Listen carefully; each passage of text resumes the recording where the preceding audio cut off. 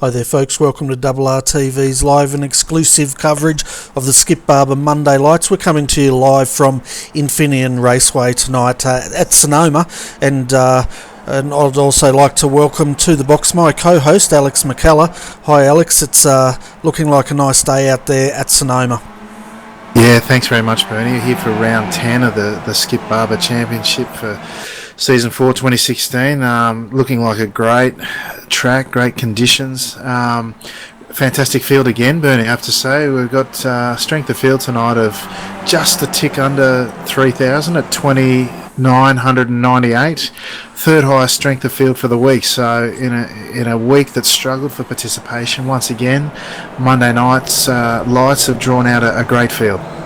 Yeah, it certainly has, and you joined us at the right time. They just started their qualifying, single qualifying here on the official iRacing, which is what we do for this series, and you can just see Colin Sudi starting his hot lap now, and we'll see the others as they go through. I apologise for our internet connection issues. It seems a bit haphazard here at the moment, Alex.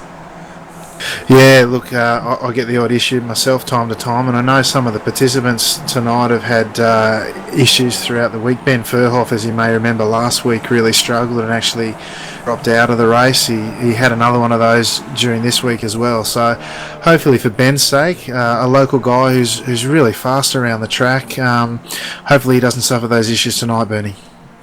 Yeah, definitely not. And we saw a lot of that going on in the Le Mans 24-hour over the weekend. And for the viewers that didn't see it, go and have a look on our YouTube channel, and you can see all three parts of that coverage. We can see at the moment Enzo Cantor is starting his hot lap, and while they're doing that, let's have a bit of a look at this point score. So Luke Whitten at the moment is leading on 220 points, followed by Enzo Cantor in second on 206, but once we have the drop round configured, I think Enzo's going to be a heck of a lot closer, if not in the lead. Third, Russell Clark on 162 points, and then we've got Simon Chambers and Mick Gray tied for fourth on 150 points, and then Kevin Henderson down there on 137 points, Alex. Yeah, that's right, Bernie. Things are really shaping up towards the end of this season. Drop rounds are now in play for the guys that are here week in, week out. Enzo, as you said, he's still got another race to run, and he's scored good points in all rounds so far that he's participated in. I'd expect him to be right up there. Having said that, Luke's got one race where he didn't score points, so it's essentially like having a drop round in hand, and I expect those two really to fight it out to the end. Simon Chambers down in fourth. He's the first of the second split regulars. Unfortunately, we saw Mark Jeffrey down in ninth place drop down from his tight battle with Simon for the second split guys. With his showing in the top split last week, but the times are starting to come in for tonight, Bernie, and I'm not surprised to see Luke Whitten at the top. He's been running really strong this week, but that time, I've got to tell you, is pretty outstanding in qualifying. It certainly is, and your top five at the moment, folks. Luke Whitten has drawn first blood on their first lap with a 1:44.896, close behind though, and in the 1:45s is Ben Furhoff in second. Then Kevin Henderson's come in third at the moment, provisionally. Colin Sudi, he did have provisional pole, but Luke snatched it off him, and so did the other two. He's sitting in fourth, and Enzo Cantor at the moment came in fifth. So they'll have another, probably one more lap here to qualify. That's right, Bernie. 2 flying laps after a warm-up lap. We'll see in quali. Luke's rounding the final hairpin now for his second lap. I've got to say that's a really good set of times. The conditions obviously shaping up for a great racing tonight, Bernie. Yeah, it certainly is, and we just had a look. Luke Whitten did a 1:44.751, so he's doubled down on his time. You can see Ben Furhoff now coming through the final corners to see how he goes, and if he can improve, he's going to need to, because Kevin Henderson just did a 1:44.980. and pushes Ben down to third, and Ben's coming across the line now. Yeah, it doesn't look... Oh, he's just coming up to the line now. He'll be hoping to improve. Kevin, that's a great time for him, just 2/10 off Luke. I'm really interested to see how Enzo goes from here, Bernie. He's down in 7th place at the moment. He's up to 3rd, Bernie. Fantastic, and he knows how to operate under pressure, doesn't he? He really needed to get that up there if he's got any chance of fighting it out with Luke. So starting 3rd, he'll be happy with that. We've also got Colin Sudi out at the moment, coming through the final corners. He's sitting in 5th position at this stage.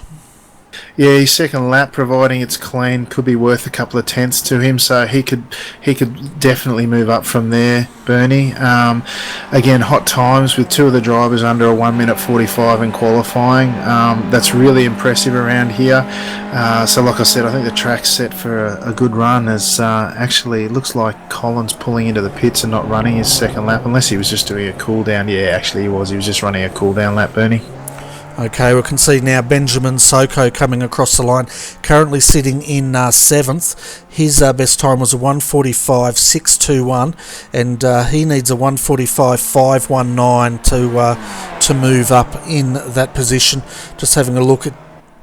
I don't think he did. I don't think he has improved on that.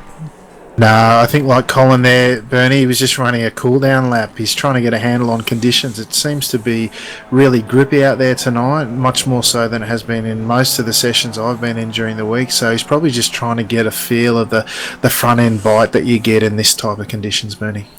Yeah, we can see Ben's the last guy out there running. And he comes across the line. He was in 4th position, and he had an off-track. So he will start from 4th. So that's pretty much our qualifying. Before we get into the grid though, let's have a look at the weather. So partly cloudy out there, wind speed 12 kilometres an hour and a track temp of 38 degrees Celsius. So looking at our grid, I'll bring that up straight away so we don't run out of time here. Luke Whitten will start from pole position, followed by Kevin Henderson in 2nd. 3rd, Enzo Cantor, followed by Ben Forhoff in 4th. 5th will be Colin Sudi. Starting out of 6th, Russell Clark, followed by Benjamin Soko in 7th. Darryl Ridley will start out of 8th, followed by Ian Robertson in 9th, and Samuel Collins starts out of 10th. 11th will be Mick Gray, followed by Victor Mayorga in 12th. Brad Parkin will start out of 13th. 14th, Vince Browning, and rounding out your field of 15 is Jason Willman.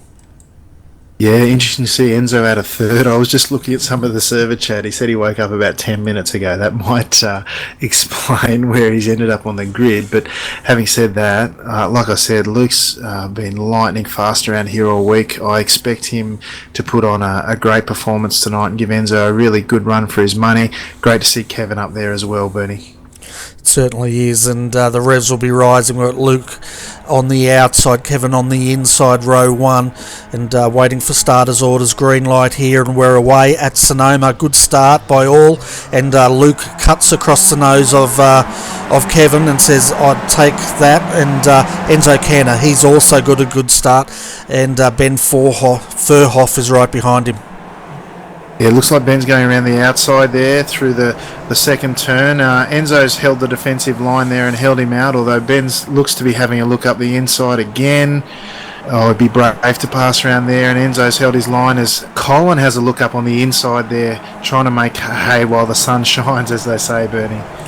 Yeah, and into the hairpin here. I saw Ben did get a couple of wheels off on the start, coming down the hill, but he held on to it, and it looks like a nice clean start here at Sonoma by all concerned. Yeah, and there's a lot of pack racing going on here, Bernie, and what we're seeing is Enzo at the front of that chasing pack, but what this is allowing to happen is Luke and Kevin have broken away. They've got a 1.7 second gap into the hairpin for the first time, Bernie. Yeah, and they don't want to get that too far out. Well, they do. The other pack doesn't want them to get that gap too high. We're with Russell Clark running in 6th at the moment. He's having a good battle with Benjamin Soko there, and yeah, it's all action packed here tonight. Yeah, you could throw a blanket over the rest of the field, Bernie. Apart from Luke and Kevin up front, Russell's there in the middle of all that action. He's got half a tenth either side, half a second either side of him with a car in front and behind. But so far we're line astern, and everyone trying to settle down and find their pace, find where they are in the pack before they start looking to attack. This track, similar to last week, is not a draft track. You're not going to be able to draft to pass. You're really going to have to look to pressure the guys around you into making mistakes to make those passes happen now that things are settling down, Bernie. Yeah, it's going to be one of those sort of races, isn't it? But to tell you what, I'm really impressed at the moment. Kevin Henderson, he's had a really good start, and probably one of the best starts he's had for quite a while. And he's second at the moment. Fantastic for Kevin, Bernie. Fantastic to see. After last week, he did the gentlemanly thing. He was having network connection issues like we were talking about earlier tonight. He was running in the top 3 or 4, and he just pulled over and let the field go by rather than cause an incident through network connection problems. Conversely tonight, he's qualified right up there. He's running right on the tail of Luke there and putting pressure on him as he looks to the inside into the hairpin here at turn 7. Yeah, and he should have the run here as he takes that, touches wheels. That's bold driving there by the two Skip Barber drivers, but Kevin takes that position, and it'll be interesting now to see if he can actually get a gap on Luke. The other one to keep an eye on, though, folks, Enzo Cantor. He normally ramps up the pressure, and he'll be hungry to get on the heels of these two. Absolutely, Bernie. That move of Kevin there was outstanding. I'm not sure that they made any contact. It looked like just Luke had to be careful on the way of his turn in as he looks to pressure Kevin again. Kevin takes the tight defensive line through the final turn 11. But as you say, Bernie, Enzo's now ranging right up behind them. They had what was a 1.7 second lead is now down to 0.6, Bernie, and as Luke looks to pressure Kevin over the line. Yeah, side by side once again. Luke Whitten was on the inside. He'll be on the outside, though, at the top of this hill. And if Kevin can hold it, it'll be his corner. Bit of a slide going on there, and Luke's touched him. Oh, contact, Bernie. Bernie. Big contact, and that was, we'll have a look at the replay. That felt a bit like the Kevin Henderson Mark Jeffrey incident last week, where this time Kevin looks like he's got it a bit loose, and Luke's just spun him around. Yeah, look, it looked there to me, Bernie, like Kevin had run a little bit wide in trying to make that corner, and as he's gone through there, Luke's looked to get up the inside there and just not been able to slow it enough. His left front's touched Kevin's right rear and really spoiled what was shaping up to be a great race there. Again, I call it a racing incident. Luke probably didn't adjust enough for Kevin's mistake there, and that's a shame. They were racing wheel to wheel, and it's all come unstuck for them, Bernie.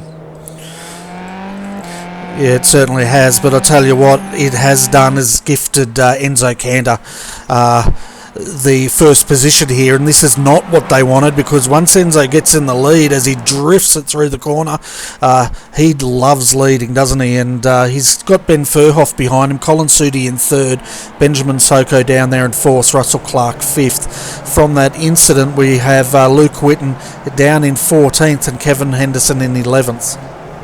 Yeah, that's a shame, Bernie, but the action's still nice and hot up front with Ben within half a second. He's down to 3/10 behind Enzo at the moment, looking to pressure him.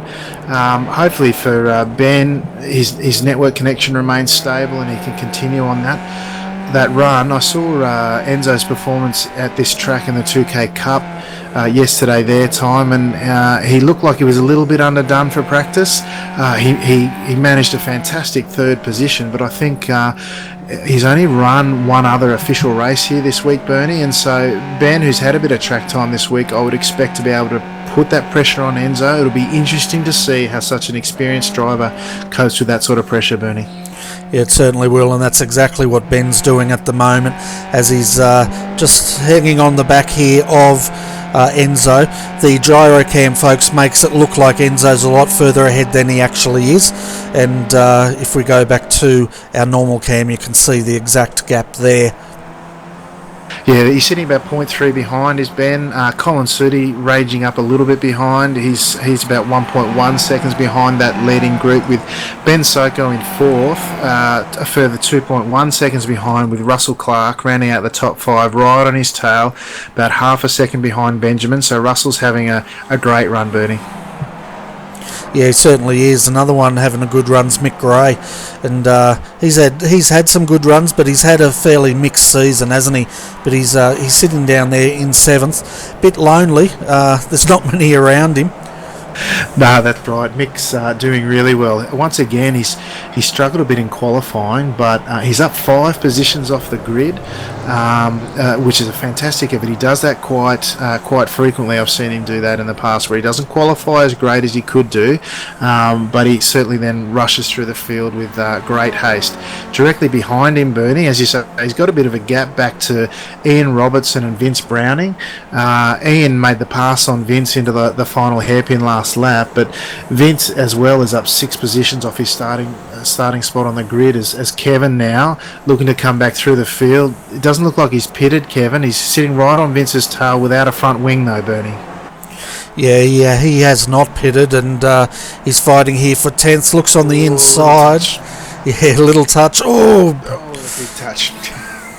Yeah, big touch, all right. I tell you what, he's had another run in there, and Brad Pahakan has come out better out of that, Bernie. He managed to avoid that narrowly, but Kevin's now crabbing along the track. I'd suggest he'll be forced to pit at this stage, Bernie. Yeah, he certainly will. We're having a look at the replay now, and the other ones that have pitted, well, we're looking at Samuel Collins, Victor Mayorga, and Luke Whitten have all pitted. Yeah, I'm just watching that incident now. Kevin looked up the inside, probably wasn't there. Vince shut the door and they had that first initial little touch.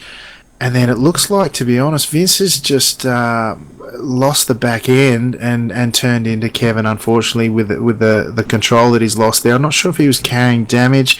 Doesn't look like he put a wheel on the grass before he spun. He just lost the back end, probably unweighted due to the nature of the corner.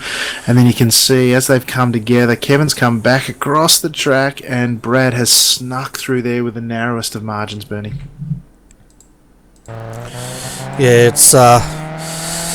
I think also Brad might have also given him a bit of a touch up there, but we can see the result anyway. Kevin Henderson's car's toast, and he'll have to use a fast repair. But as far as capitalising on that second position start, it's all come undone. Absolutely, it has. I'm just noticing Luke Whitten is also in the pits, Bernie. I don't know if that's from that earlier incident. I'm just coming to check it out now. He's certainly taken more damage than what it looked like happened in that first incident. Yeah, and he's had a spin. I'm just going back to watch it now. But our pole sitter, the front runner, as we had before, is now in the pits, similar to Kevin, which is really unfortunate for him. He's come down through turn 4, same spot as we just saw that earlier incident. Got his back wheels on the grass, spin and put it in the wall, and then he's had to limp it back to the pits, Bernie. Yeah, we're just having a look at that replay now. He also had a lot of internet connection issues just before that incident, which I think was a big contributing factor for him. Yeah, it may well have been, Bernie. Unfortunately for Luke there, I was holding out a lot of hope this week that he would give Enzo a really good run for his money. He's been so strong. Really disappointed for him that he hasn't been able to make more of what was a great qualifying and a great start. As the action up front now looks like Enzo's cleared out a little bit, and the battle for second and third's heading up between Colin Sudi and Ben Furhoff, Bernie. Yeah, it certainly is, and I tell you what, all of a sudden, as we knew Enzo would, he's finding his feet. At the fastest time, 1:44.379 goes to Enzo Cantor, and we can expect that gap to broaden because, as I say every round, mate, Enzo just turns up the heat as these laps tick down, and he's very hard to catch once he gets in front. Yeah, absolutely, Bernie. He's about 0.4 of a second quicker, 3 or 4 tenths than the rest of the field. It's really only Colin and Ben running in the 44s now with Enzo, and he's out to a 1.5 second gap. So with this field really starting to spread out now, he looks to be grabbing this by the throat, and unless we see a little error from him, which I hope for his sake it doesn't happen. We'll be looking forward to another wiggle across the line tonight, Bernie. Yeah, the old famous Enzo wiggle, as we call it. Yeah, that's right. As they come into the hairpin now, at the back of the track, Colin is again sitting within half a second of Ben, and they've dropped back, as I said, about 1.5 seconds from Enzo. They're maintaining that gap at the moment, as Enzo almost runs a bit wide there, but he's maintaining a good racing line.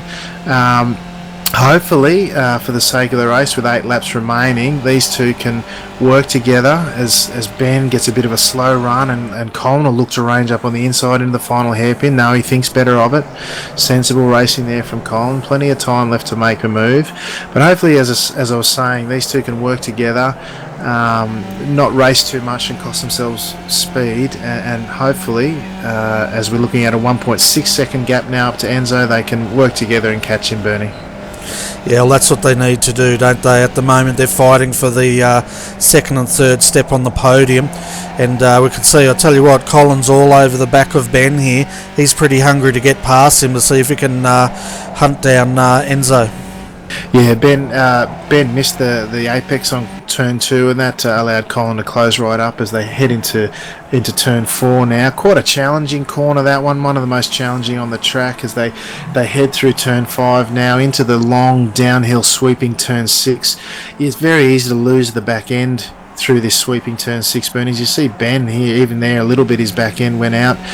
The build this season of the Skippy means that the rear end becomes very unweighted on off-camber corners, and particularly in a downhill like there, it's very easy for you to bury the nose into the inside of the corner there, Bernie, and quite a number of people have done so. I know I was talking to Mick Gray earlier in the week, and in a race that I did with him and in practice, he certainly put the nose in and lost the back end. So even experienced drivers like Mick can have that unfortunately happen, but certainly could liven things up at the same time, Bernie. Oh, it certainly could, and Sonoma's one of those tracks, isn't it? I find it quite a tricky circuit with all the different undulations. That big sweeper, as you said it, then going through those S's and just getting the lines right does test a driver. Yeah, it certainly does, Bernie. It's quite a technical track, similar to last week. As we were saying before, you really need to pressure guys into passing, and we saw that with the earlier incident between Kevin and Luke. There was a lot of pressure driving going on there. It's not just get on the straight, build a bit of speed, get by side, and out brake into a threshold braking corner. Having said that, there are 2 hairpins on this track, Bernie. One of them, or both of them, at the end of what you would call, I guess, the longer straight sections. But in this car, with the power the way it is, you don't really... as Colin nearly loses it there, Bernie, as he's gone through turn 3A. He's managed to wrangle it back together through turn 4. Unfortunately, he's dropped behind Ben by about 1.3 seconds, so he'll have to work hard to catch him back up. As I was saying, you do have a couple of threshold braking opportunities into the hairpin out the back in turn 7 and the final corner hairpin of turn 11. But realistically, with the way these cars are, there's not enough power to really make the most of what is a fantastic draft car in the Skippy, but really just comes down to hitting your lines, hitting your apexes, driving cleanly, and making the most of what is a very technical track. Yeah, that's it. You've got to have your total concentration on board, that's for sure, just to make sure you can get those apexes, as you said. I'm just going to have a quick look back at Daryl Ridley, because I've noticed he has retired. We're just going to have a look at a replay, folks, just to see if we can find out what did happen to Daryl tonight. Yeah, I noticed he was in the pits a while back. I didn't see what happened to him, I'm afraid, Bernie. I'm just like you, going back and seeing if I can find it. Sing out if you find what that was, Bernie. Yeah, he's lost it in the S's big time and straight into the tyre wall, and that pretty much spells it out for him. Towed the car back, and he got out and called it a night. Oh, it's a shame for Daryl. I really enjoy racing with Daryl. He's always fun to drive with, really, really fast. For a guy that I don't get to race with very often, I don't know where he finds his pace generally, to be honest, Bernie, but he's a good bloke to race with, and it's always a lot of fun, Bernie. Shame for him tonight. Yeah, he was carrying a bit of rear wing damage, and it looked like the rear end just let go. And that's a fairly high speed part of this circuit, and once they go there into this dirt, there's no coming back from that. No, that's right. As I look up now to the race for the podium, Colin, after making that earlier error through the first part of the track, is now about 1.8 seconds behind. Again, lapping around the 1 minute 44 high for his consistently. He's very even with Ben in terms of lap time, so he's going to really struggle to bridge that gap. Enzo Cantor, having said that, has set a new fastest lap with a 44.2. Again, outstanding times, and he's out to a 2.7 second lead now, Bernie. I can't see him headed from here unless there's something unforeseen. Yeah, I don't think they're going to catch him. He's now got his head down, and if we look at his fastest lap, it was a 1:44.271. So he's actually put down a lap faster in the race than I think they did for getting pole position in qualifying. Yeah, that's correct, Bernie. It's about a good half a second quicker than qualifying. Not unusual. You've only got the 2 laps in qualifying, the 2 hot laps. You get a warm-up and then two flying laps. Realistically, you won't get the car to its full potential in those laps, so the engine's still coming up to speed. The tyres might be coming up to temperature and pressure. When it comes time for the race, as we've got 4 laps remaining now, you're really looking to maintain the temperature in your tyres. You won't wear them out. They're not like slick racing tyres here in a high-powered car where you lose grip due to wear during a race like this. They're road tyres, Bernie. They last and last. You can do an endurance race in these guys and not wear them out. What you do have to manage those temperature. If you get too loose and skidding your way through corners, not only are you costing yourself time for that lap, but you've got to then worry about the temperature of the tyres costing you grip for the next lap or so, while you try and manage their temperatures back down to a satisfactory working temperature, and your grip levels turn back to normal, Bernie. Okay, that's good to know, and that's the experience you bring to the comm box here, is because you're actually quite an accomplished skippy driver, so all that's great for the viewers. We're just going to jump onto Gyrocam with our race leader Enzo Cantor here, folks, for a lap around Sonoma, just so you can see how the master does it. Yeah, I'll see what I can do by way of commentary, Bernie, as he comes through turn 1 now. You're in 4th gear. This car might be screaming here a little bit, but you're not going to make it into 5th. Drop down 2 gears into the second corner there, Bernie. You let it run wide, looking to get right over to the right-hand side of the track. You might even grab a bit of dirt as you come through turn 3 and flick it back to the right for 3A. As you head down the hill here, you're looking to hit the brakes just before the end of the ripple strip on the right. This is a very patient corner, Bernie. You've got to make sure you're not on the gas too early, otherwise you could be ending up in the dirt, as we saw with Luke Whitten earlier. As he comes into the sweeping downhill turn 6, Bernie, you want to hug a nice tight inside line through here. You're still in 3rd gear. Get on the gas around the ripple strip, comes into play on the left, trying to run it out as wide as you can without hitting the dirt. You're into 4th.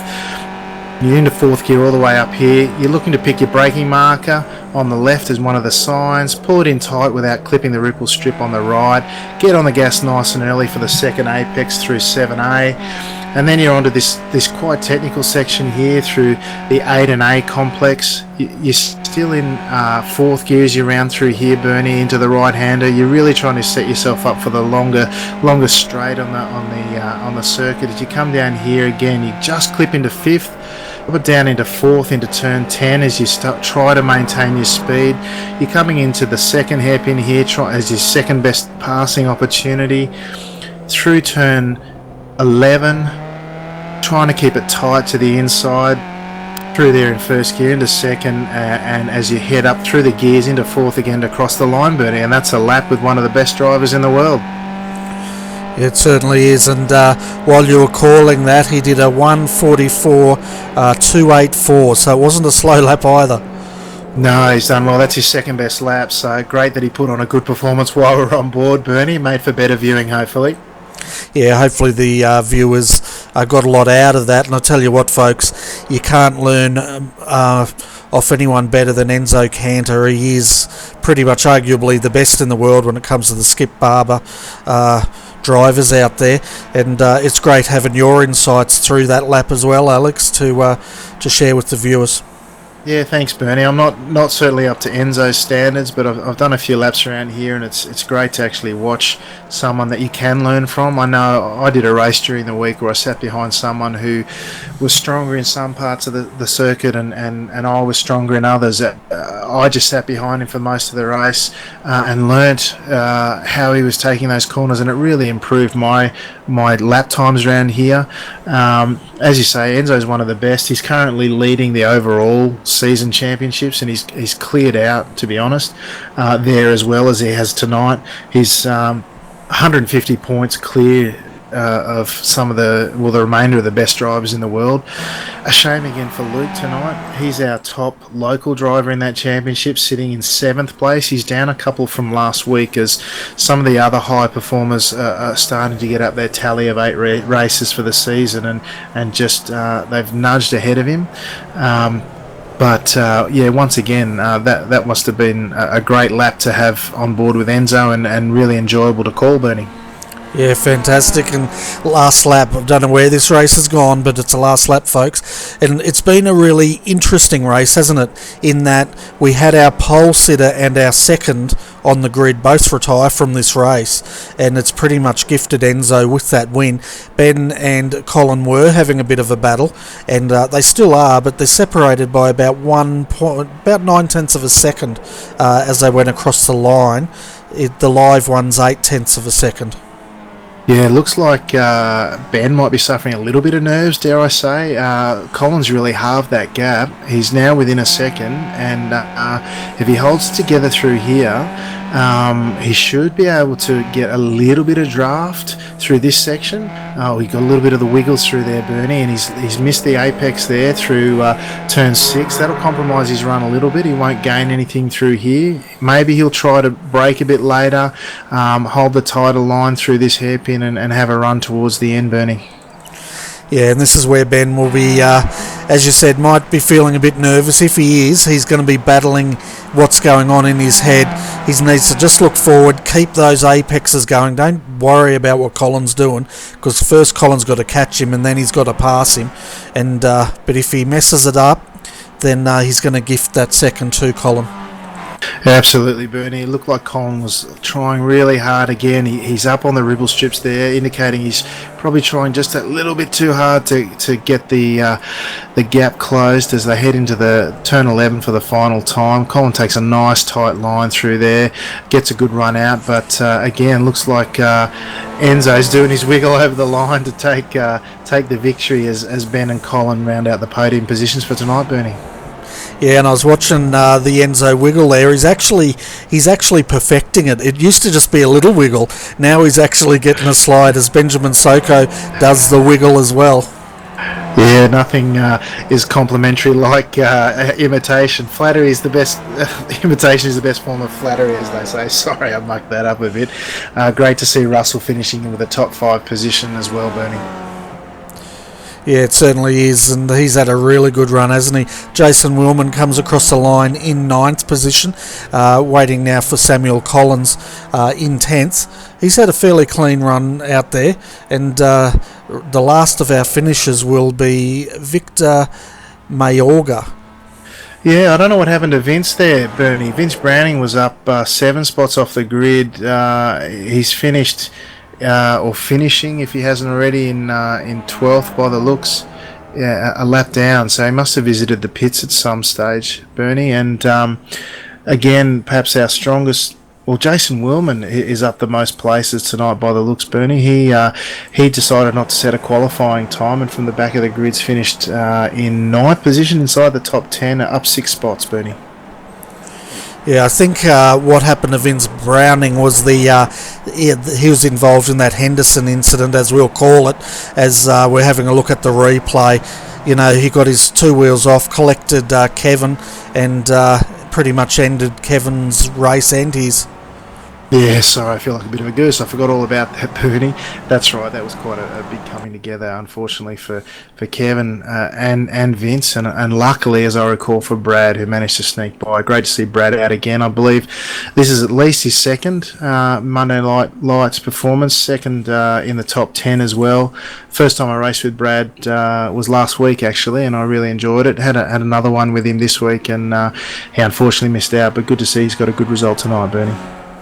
Yeah, he certainly has, and we'll take you through the full results now, folks, so you can see where your favourite driver finished up tonight, and let's have a look at it. So the results are Enzo Cantor wins with a 6.4 second lead. He also got the fastest lap out there, and Ben Furhoff comes home second, just in front of Colin Sudi in third. Benjamin Soko comes home in fourth. Great result there for Benjamin. Russell Clark fifth, followed by Mick Gray sixth. Seventh was Ian Robertson. Brad Parkin comes home for an eighth finish. Ninth, Jason Willman. 10th was Samuel Collins. Home in 11th was Victor Mayorga. Vince Browning was classified one lap down, but I'm not sure if he actually did finish. Kevin Henderson 2 laps down, and he will be classified as a finisher. The two retirements, well, Kevin did retire by the end of the race. Darryl Ridley also retired, and so did Luke Whitten retire from tonight's race. Yeah, really disappointed for both Luke and Kevin.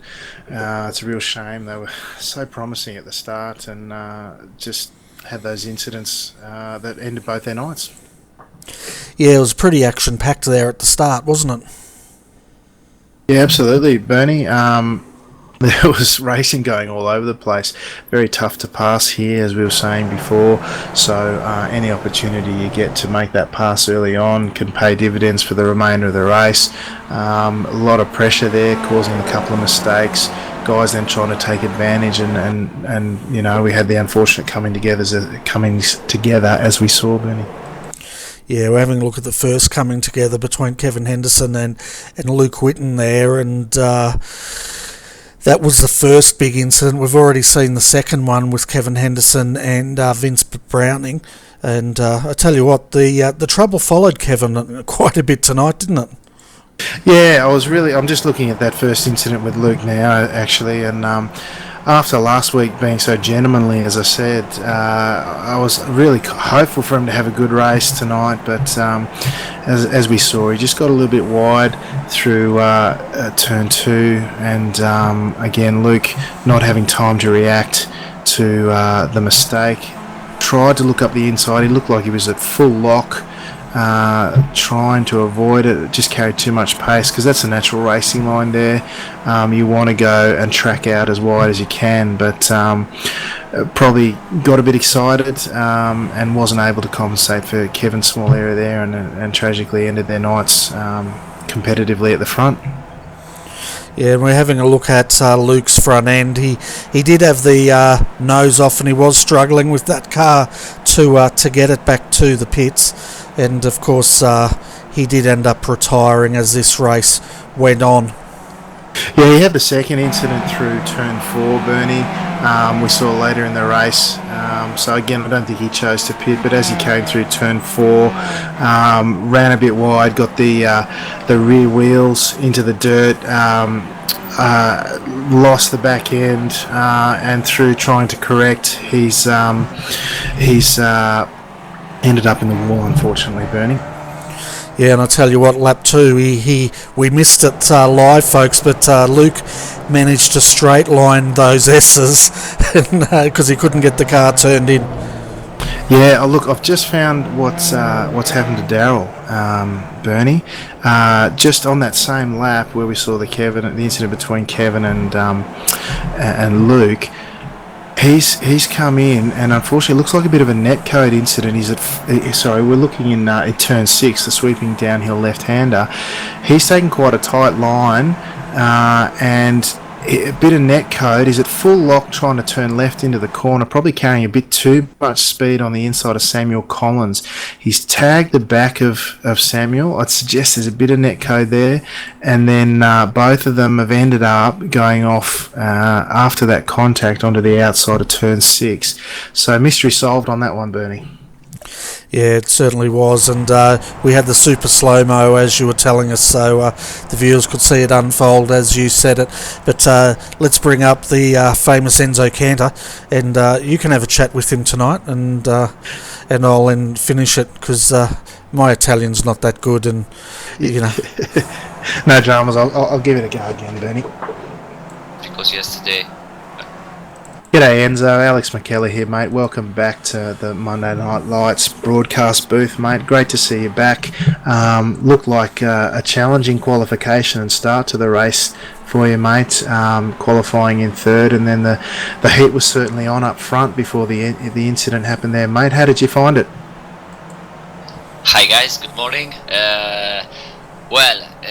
Today I woke up 10 minutes just before the race, I drink a fast coffee and eat a biscuit and down on the track without any practice. So I don't know the weather, and yesterday I did a race in another daytime with other light, so I had my markers on the track, and it was a very difficult qualifying today. I was happy to starting from the third, because I was really in trouble today in qualifying. Yeah, I noticed you only managed to sneak in one other official race this week, which would have made, as you say, getting your eye in this track, which appeared to be very grippy by the looks of the lap times, and certainly the turn in that you were able to get tonight. We rode on board with you for a lap. Enzo, one of your quicker ones, it was a 44.2, which is a fantastic time around here. How did you find the conditions tonight? Yeah, I think it was. Thank you. It was a good lap, but I could do high 41 if I could find the right pace. The track conditions were so good, but didn't practice enough in these conditions, so I really didn't know what was the limit of the grip of the tires. And in this track, you hit a very little mistake, you can take it off track, and then you bump into the sand, losing many tenths, and you can damage your car, because the off track part of the sand is so bumpy, so you can damage your car. And so I was very focused in order to get no off track. Yesterday, yeah, I did only one official race. No time this week for practice at all. Too much work. My child didn't want to sleep, so poor sleeping and so much work and no time for practice. Yesterday, not a good race in official series. Today I needed some important points to be sure to win the official series, and yesterday I did I think not a very good race in 2K, because I started ninth, and another trouble in qualifying for me, but because I really don't like so much this track. It's very it's not this is a typical American track with it's not linear, very change of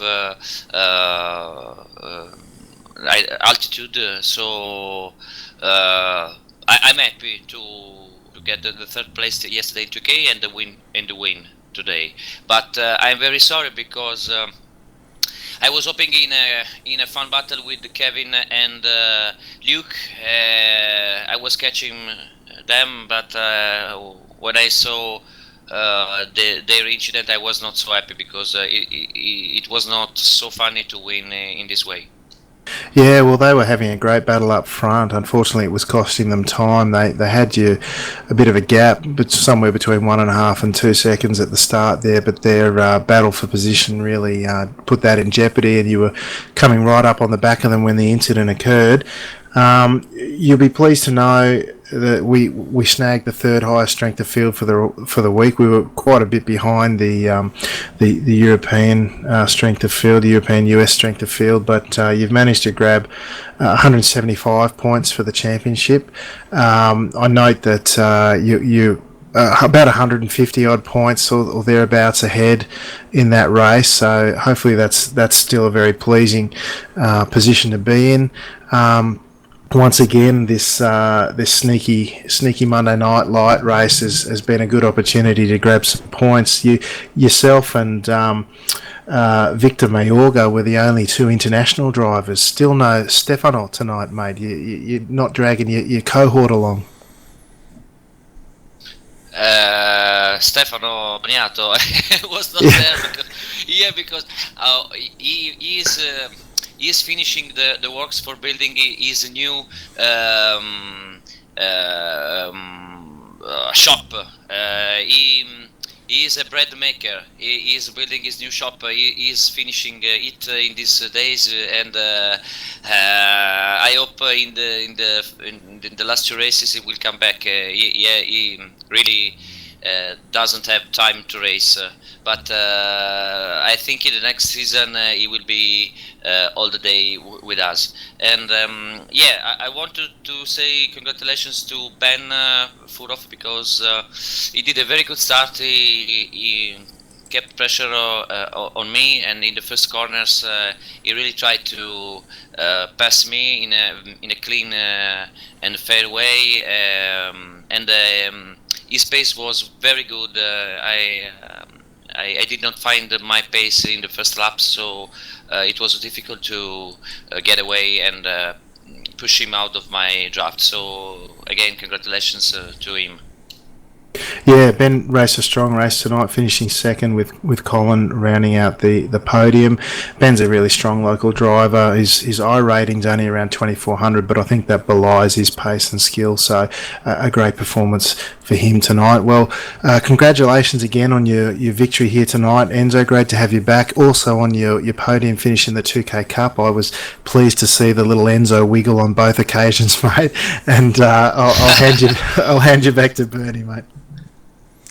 Yeah, well done once again, Enzo, on another win in the Monday Lights. That wiggle, though, I noticed it's getting more flamboyant as you do it, so I think you're starting to perfect the Enzo wiggle. What is wiggle? I don't know the word. What it means? You're swerving across the finish line. On the finish line. Oh yeah. Yeah, I was not sure to wiggle this time, because it was not so exciting race, and as you could see, I was losing my focus about 2 times, because I completely missed the 2 laps, and so I was not so happy, because I was alone, and well, I did my wiggle, but I did it just for you, because I was not so happy today. Fair enough. I was talking it up, so I'm glad you did do that for the viewers.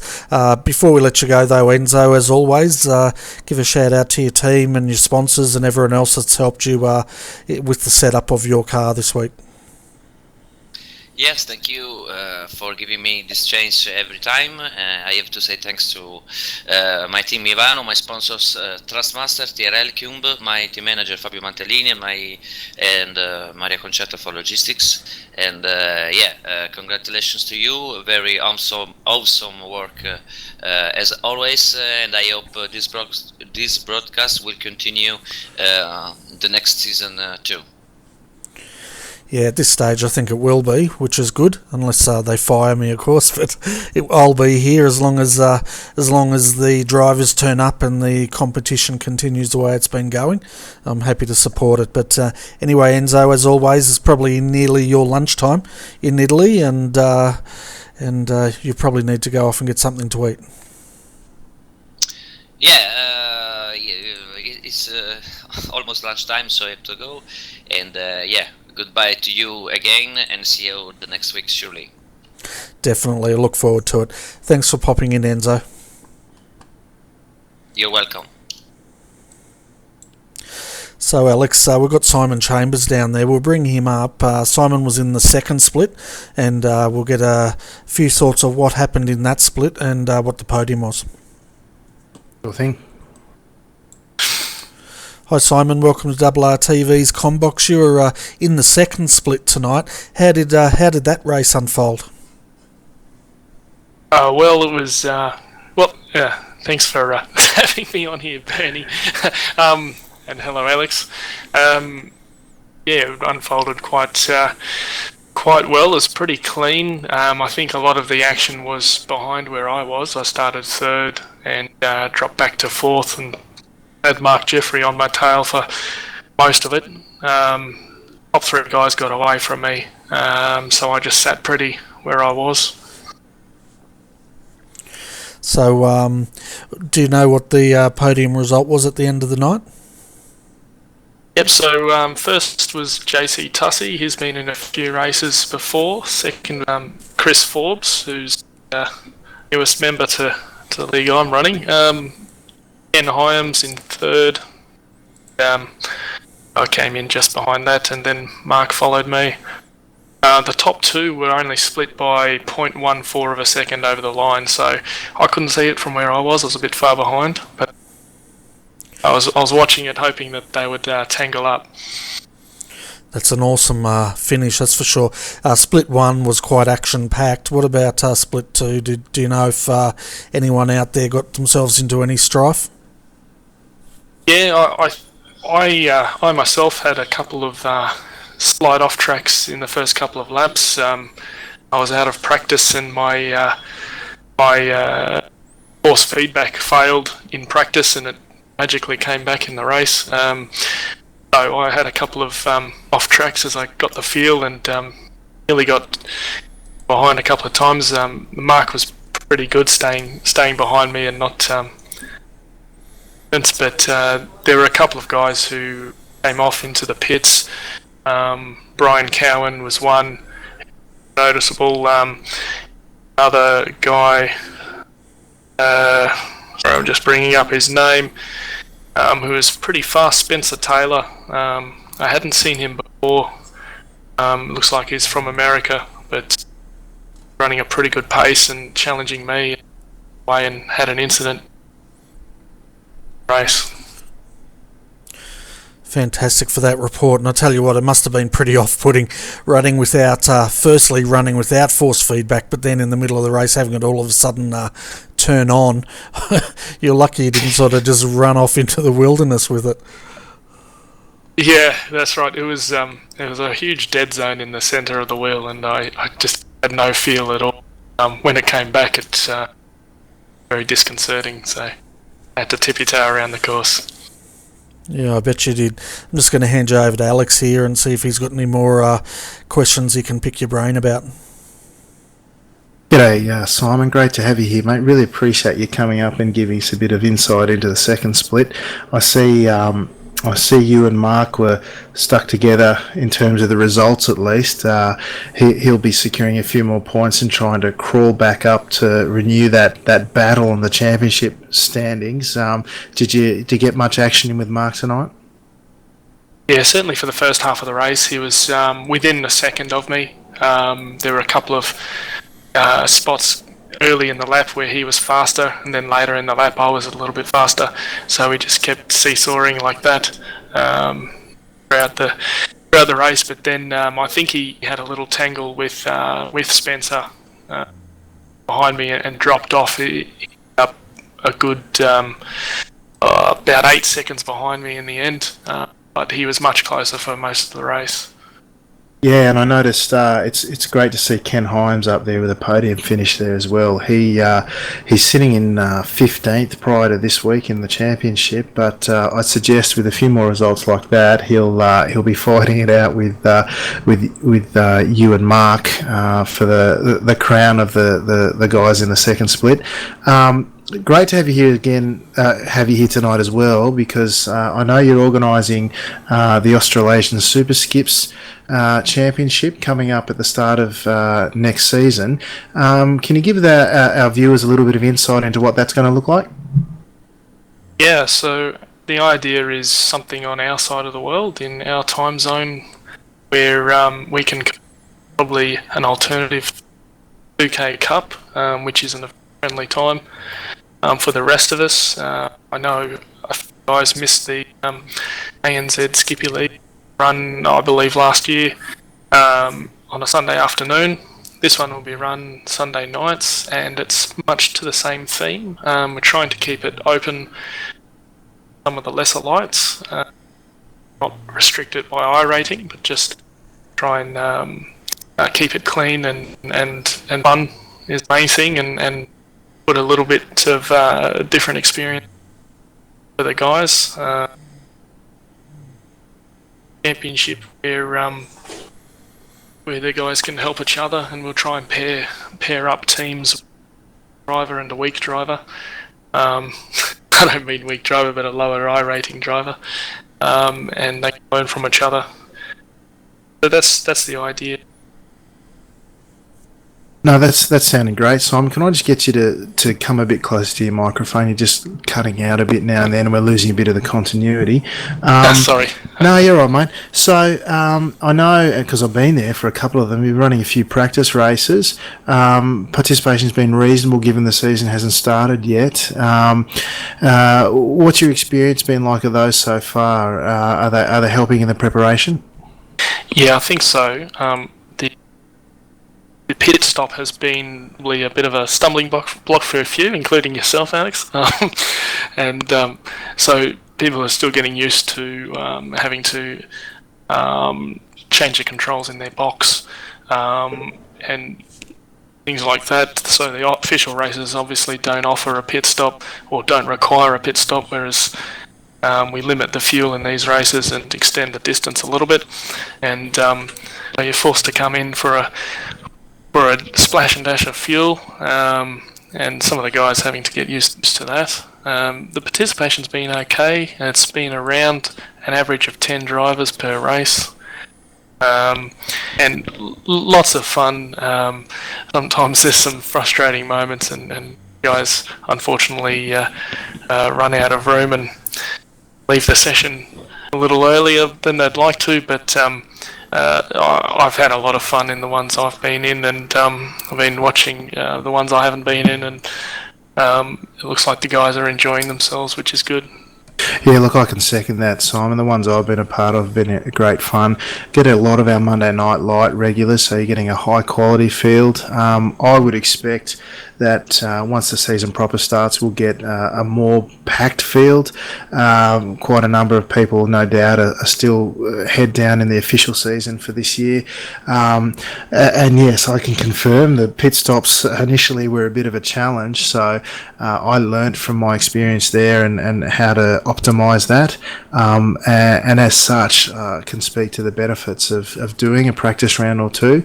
So, I think we've got a couple still to go. If so, I would highly recommend getting on board, checking out the hosted league section of the iRacing website and signing up. Have we got any more races to go, Simon? Yeah, we'll run 2 trial races each week of this season. So it's Sunday night in the intended time slot, which is session opens at 8 p.m.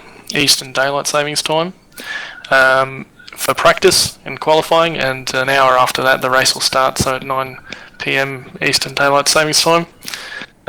Mondays it's geared to be straight after Monday lights, so guys can jump in there. Trial races are free. The championship itself will be free, and will start next season. On Sunday nights there'll be 10 rounds. Rounds 2 and 3 won't be. There will be no competition because it's Christmas Day and New Year's Day. But apart from that, it'll run through the whole 12-week season.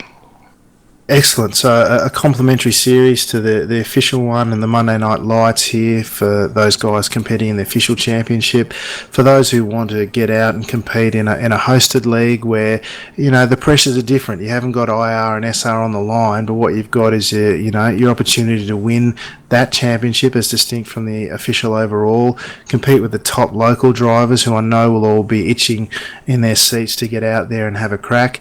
So you've really got your late 8-week racing on the tracks that you've practiced all week sorted. You've got the Australasian Super Skips on a Sunday night, backing up on Monday night from Monday Night Light. So it's all shaping up for a good season next, starting for 20. I guess they'll call it 2017 season 1. But no, thanks for all your time you're putting towards that, Simon. I know the guys all appreciate it, and I'll just hand over to Bernie to wrap things up. Yeah, it sounds really exciting, Simon, that's for sure. Before we let you go, though, mate, have you got any sponsors or anyone you'd like to give a shout-out to tonight? Not really, but thank you for having me tonight, and thanks, Alex, for a lot of wisdom in the background is coming from Alex. Also contributing a lot of suggestions and a lot of input is Luke Winton, Mark Jeffrey, Russell Clark.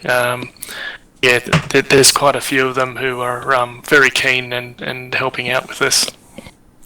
Yeah, it's definitely fantastic to see this series coming together, and with the big names behind it, I'm sure it's in the community supporting it. I'm sure it's going to be a fantastic competition, and we're definitely looking forward to that starting, that's for sure. No worries, thanks a lot.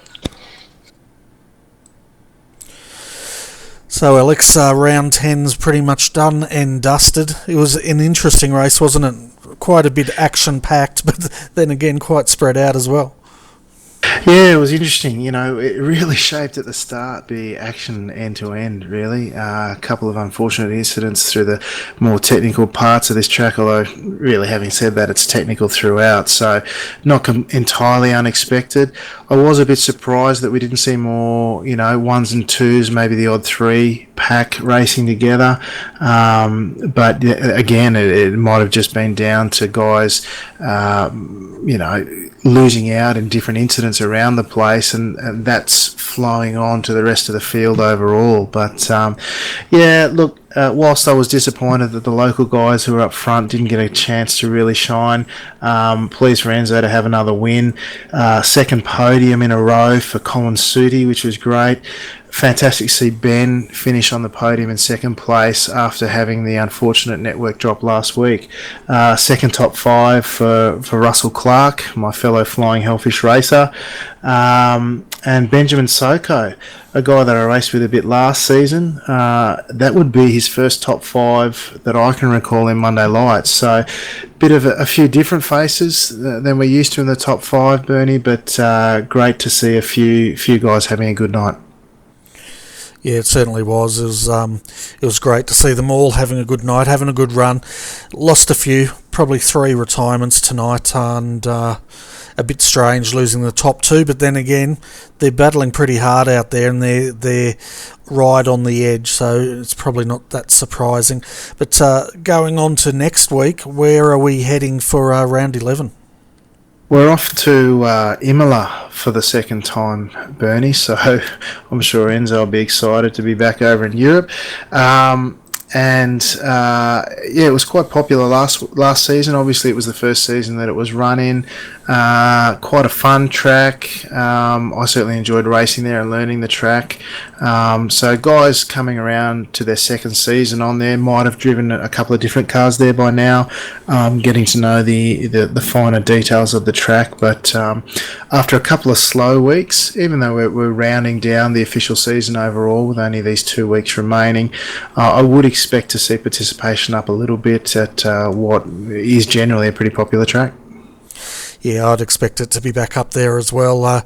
Tonight's participation seemed higher than it was last week, but maybe that was New Hampshire.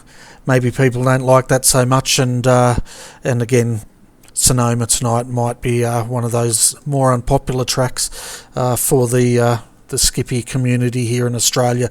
But anyway, folks, if you missed last night's coverage of the Le Mans 24 Hours, that was the final round of the Australian Endurance Championship. It pretty much did go down to the wire for the final positions in all 3 classes, and you can check out those replays on our YouTube channel.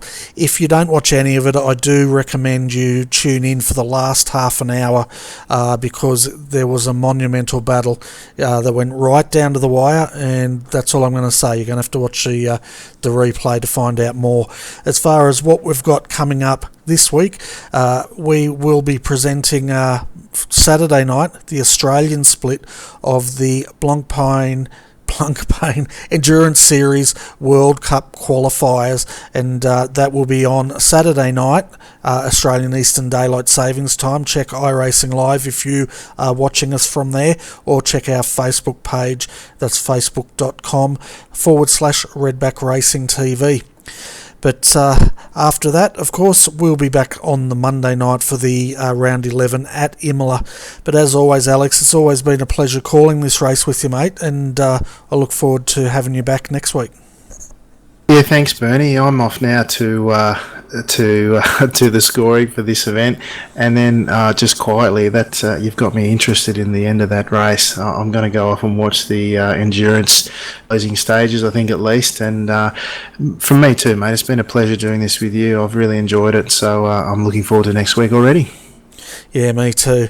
And folks, I hope you're also looking forward to next week, or next Saturday night. Join us for that. But until then, folks, thanks for tuning in. We hope you enjoyed our coverage of the Skip Barber Monday Lights, and we look forward to having your company again very shortly.